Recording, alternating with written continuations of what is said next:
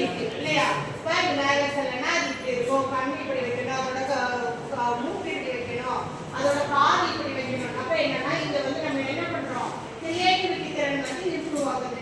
அப்போ வெறும் கிரியேட்டிவிட்டி மட்டும்தான் அதுல வருது. அதுல எத்தனை ஆக்டிவிட்டிஸ் வந்து உள்ள கவர் ஆகி சொல்லுங்க பார்க்கலாம். இப்போ நீ ஒரே சிலை செய்யற, அப்படி அப்படியே வேடிக்கை பார்த்துட்டு அப்படியே உட்காந்து பண்ணிட்டு இருக்கீங்களா?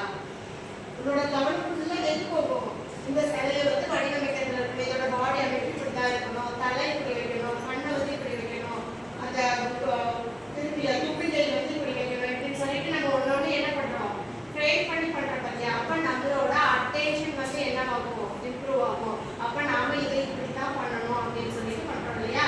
ஸோ சென்டர் ஆஃப் கிரியேட்டிவிட்டி, நம்மளோட கற்பனை திறன் வந்து என்ன ஆகும். அந்த மாதிரி நீங்க வந்து பண்ணது ஏதாவது ஒரு ஷேர் பண்ணுங்க. நான் ஃபார் எக்ஸாம்பிள் விநாயகர் சிலைக்கு சொன்னேன், உங்க சைட்ல வந்து சொல்லுங்க பார்க்கலாம். ரெண்டு விஷயம் வந்து நம்ம இதுக்குள்ள கவர் பண்ணலாம். ஒன்று வந்து சென்டர் ஆஃப் கிரியேட்டிவிட்டி, இன்னொன்று வந்து இதனால வந்து சொசைட்டிக்கு என்ன வந்து நம்மளோட கான்ட்ரிபியூஷன் இருக்கு, அதை வந்து நீங்க இப்போ ஷேர் பண்ணுங்க.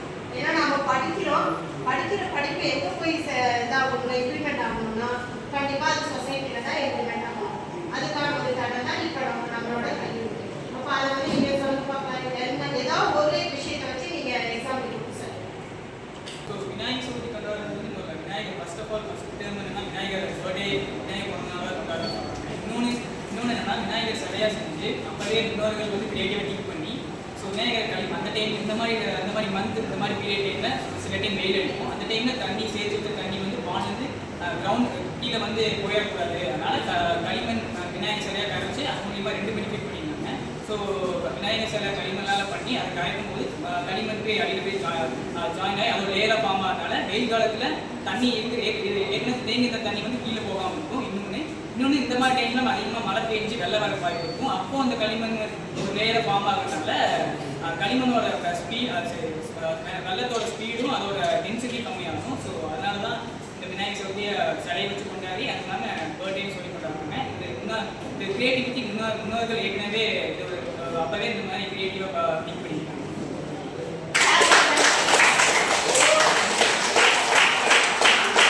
விநாயகர் சிலை கெமிக்கல்னால செஞ்சாங்க, அதனால நம்மளோட சுற்றுச்சூழலுக்கு பாதிப்பு ஏற்பட்டுச்சு.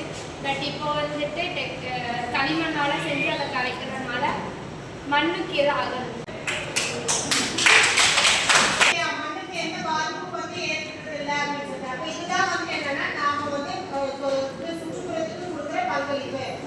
விநாயகர் சிலையை வந்து முன்னெல்லாம் வேறு பொருட்களை செஞ்சாங்க. இப்போ வந்து களிமண்ணால செஞ்சு கரைக்கிறதுனால மண்ணோட மண்ணா வந்து கலந்துட்டு மண்ணோட தன்மை வந்து பாதிக்கப்பட்டது. இதெல்லாம் வந்து நம்மளோட டிசைன்